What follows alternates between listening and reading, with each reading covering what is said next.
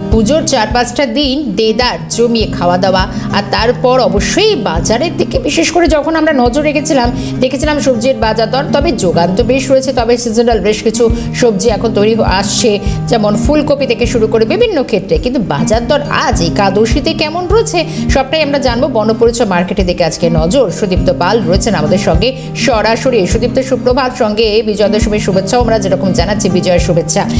আজ একাদশীতে এই বনপরিচয় মার্কেট ঘুরে দেখছো, সকালে বাজার দর কি রয়েছে?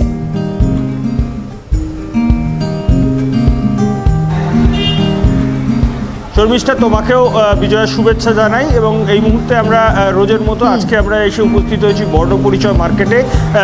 সবে পুজো শেষ হয়েছে, সামনে লক্ষ্মী পুজো রয়েছে সামনে সপ্তাহেই।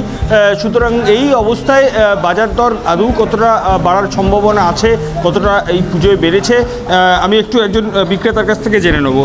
বলছি, এই দুর্গা পুজোয় কি জিনিসপত্রের দাম একটু বেশি ছিল? পূজায় জিনিসপত্রের দাম বেশি ছিল, তার কারণ হলো রাস্তাঘাট নদী ছিল, মাল কম আসতো, তার জন্য আমাদের একটু শিয়ালে হানস্ত হয়ে একটু মালের দাম বেশি উল্টোপাল্টা দিয়ে কিনতে হতো। সেই সামনে তো লক্ষ্মী পুজোয় তো প্রত্যেকবারই একটা জিনিসের দাম বাড়ে, সেরকম পরিস্থিতি তৈরি হচ্ছে? লক্ষ্মী পূজায় তো তেমন কিছু কোনো রাস্তাঘাট জাম পান নদী কোনো কিছু থাকে না, মালের দাম কোনো উল্টোপাল্টা হয় না। পুজো হিসাবে যেরকম হয়, দু একটা জিনিস, এই শশা ফসা এরকম দু একটা জিনিস একটু দাম হয়, 10-20 টাকা বাড়ে। আচ্ছা, আজকে জিনিসপত্রের দাম কি আছে? টমেটো কত আছে? আপনি তো টমেটো পরিষ্কার চকচকে টমেটো। 50 টাকা কেজি যাচ্ছে এখন আমাদের। পটল একটা দেশি পটল আছে, সেটা যাচ্ছে আপনার 60 টাকা, একটা বড় পটল আছে 50 টাকা।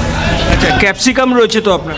ক্যাপসিকাম আপনার বাইরের মাল, কোনো ঠিক নেই, কখন 100 টাকা বেচছি, কখন 120 টাকা বেচছি। আর গাজর আপনার ওই 60 টাকা বেচতে হচ্ছে, আমাদের মার্কেটে 50 টাকায় কিনতে হচ্ছে, 60 টাকা বিক্রি করতে হচ্ছে। আর ঝিঙে কত যাচ্ছে আজকে? ঝিঙে আপনার ওই 50 টাকা, ভালো ঝিঙে।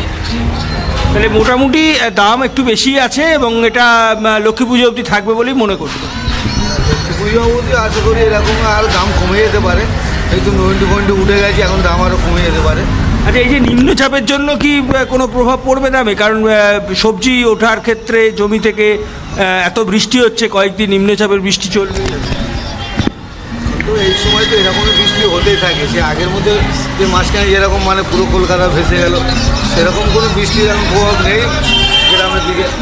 এবার লোকালে বৃষ্টির চাপটা বেশি হলে তখন সবজির দাম বাড়ে, সেরকম কিছু বোঝা যাচ্ছে না।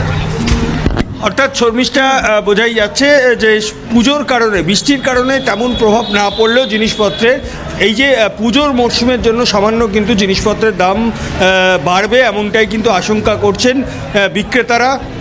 এবং আমি দেখতে পাচ্ছি এখানে অন্যান্য সবজিও বিক্রি হচ্ছে। আমি আরও একজনের সাথে কথা বলার চেষ্টা করব। একটু এদিকে দেখি, এখানে আমরা দেখতে পাচ্ছি ফুলকপি। দাদা, আপনার কাছে তো ফুলকপি রয়েছে, ফুলকপি কত যাচ্ছে? এখন তো শীতের সিজন নয়। সিজন নয়, ফুলকপি ধরুন দুর্গা পুজো প্রতি বাড়িতে এবার কপি লাগবেই, কপি আলুর তো আলে, এই জন্য কপির দামটা দুর্গা পুজোর কপির দাম বেশি ছিল। লক্ষ্মী পুজোয় যে ফল প্রসাদ হয়, সবজি কম লাগবে আপনার। দুর্গা পুজো কোনো প্যান্ডেলে ধরুন 50-100 কিলো লাগে, সেখানে ভোগের ব্যাপার আছে। কিন্তু লক্ষ্মী পুজোতে বাড়ি কম লাগে, হাফ কিলো 1 কিলো হয়তো লাগবে, কিন্তু এখানে 50-60-100 কিলো লাগে। কপি এখানে 80-160 পিস নেয়, এই জন্য দুর্গা পুজোটা বেশি খরচা হয়, আর ওইটা মালটা সরবরাহ কম থাকে। বাইরের মাল এখানকার লোকাল মাল আসতে পারে না, যে মালটা 2 ঘন্টা আসছে সে মালটা 6 ঘন্টা আসছে, ওই জন্য মালের দামটা একটু বেড়ে।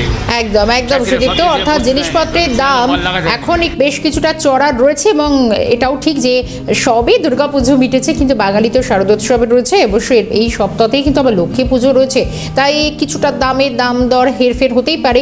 সঙ্গে লক্ষ্মী পুজোর আগেও বাজার দর বেশ কিছুটা চড়া থাকতে পারে, তারই একটা ইঙ্গিত মিলল। ধন্যবাদ সুদীপ্ত।